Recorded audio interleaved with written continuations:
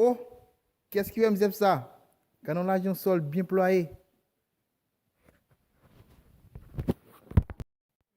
Mais c'est mouche, mais c'est mouche. Oh, am se gen kon amon ap kouye an mwen lich la. Ah, moi, mouche, mais c'est mouche. Oh, yam to de mse ap di an mwen lich. Mamal pon ti bay lan mse. Yo, ton mwen. Yo, bon mwen bay nan sa nou mwen do ap di lich la men. Ça, amal ba ou ami.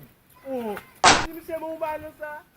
Oh, mais ça vous dit ah oui, chien. Si mse bon sa, mse a fait belle. Il y a un moyen écrit. Hein? On dit là ici. Il y a quelques tablettes, non, mse veut dire lich là.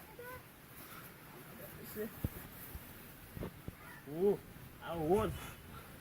Il va faire américain. Oh, il faut le kaka chèch.